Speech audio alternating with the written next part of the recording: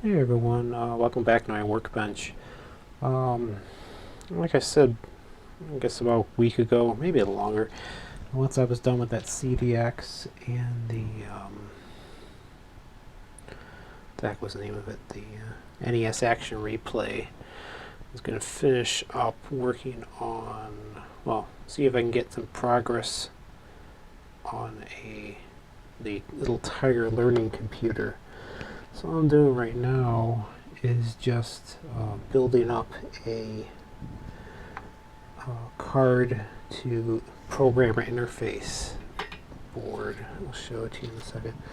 This was my second try at. The first try I wasn't very happy with it, so I kind of started over. I had plenty of spare parts, so I decided to start over on it, be a little cleaner. I tried working on this, doing it as a using a Raspberry Pi, but just trying to reinvent the wheel like that has been quite difficult. So, a kind gentleman sent off his spare programmer to give it a shot. I can't remember the name of the chip they use, but it's actually a pretty standard chip, and this programmer should work with it. So I'll show you real quick. Let me get one more solder joint down here first. I'm not going to make everyone watch me solder for the next hour. Hopefully this all works. So this is the little card slot here. So what will happen is the cartridge, which you conveniently put the arrow there for the 1, which is nice. I have to put little spacers in there eventually, but I could see him lined up with the, these are the standard 100,000th spaced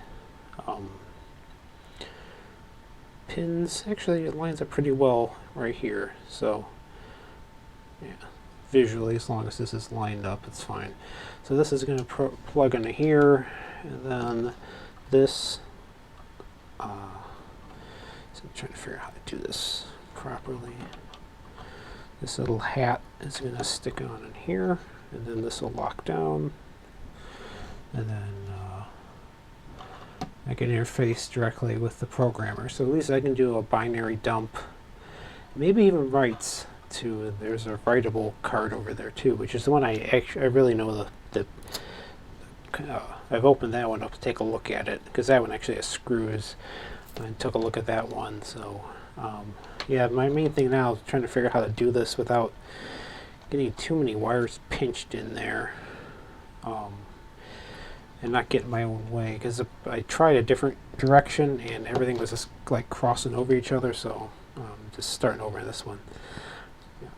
The only other project I've been working on is one for myself. I have an old G3 iMac, ruby colored, and a hard drive I had in there had failed, and you see, I'm still not entirely happy with that soldering there.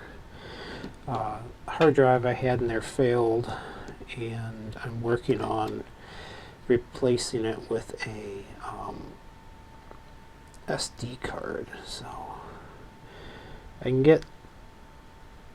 See, yeah, I'm just not happy with these solder joints.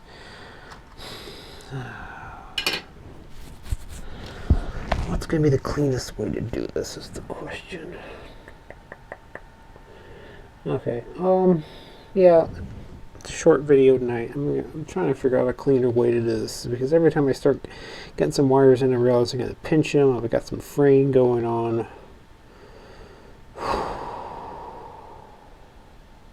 Yeah, this Tiger is always a pain, but I'm going to keep plugging away at it and see what I can do. I see, I'm not happy with this at all.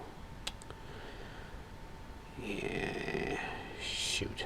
Okay, talking to myself now. Maybe if I just run it in the center. Could try it again that way. Could I? Yes, no, maybe. I'll see. Yeah, I'm just trying to figure out a cleaner way to do this.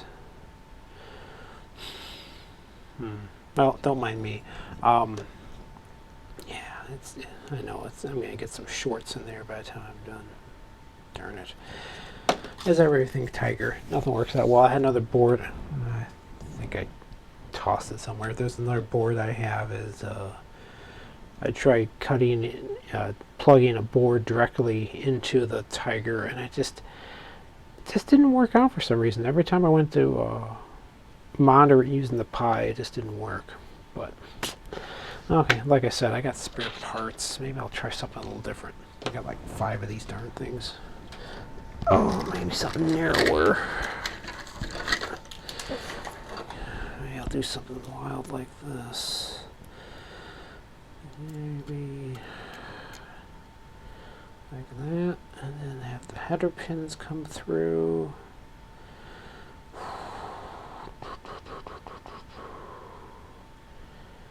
And maybe I can go a little wider. Is this the widest I can go, or can I go wider? No, I can go wider. Oh, that would cut down soldering a bit. Okay. Oh.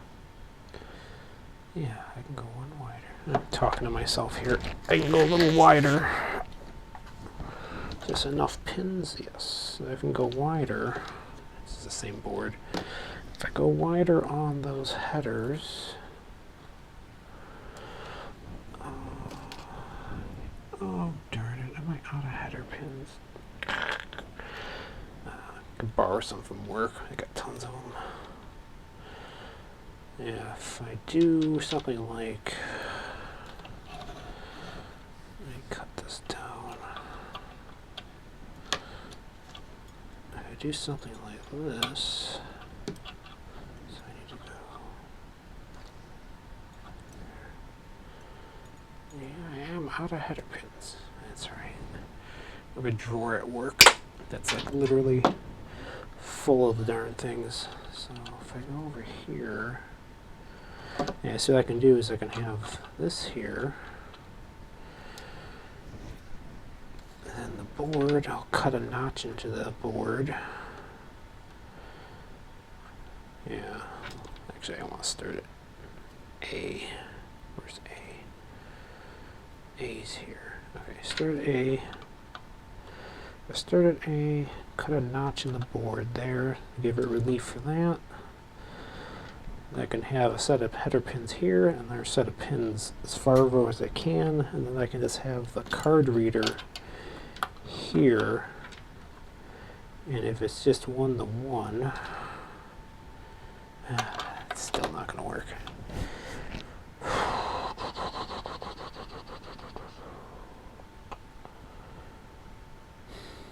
Well,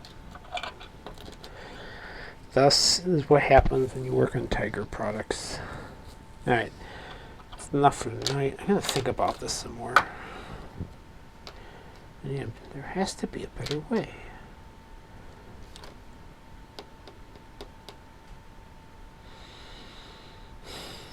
Just thinking here.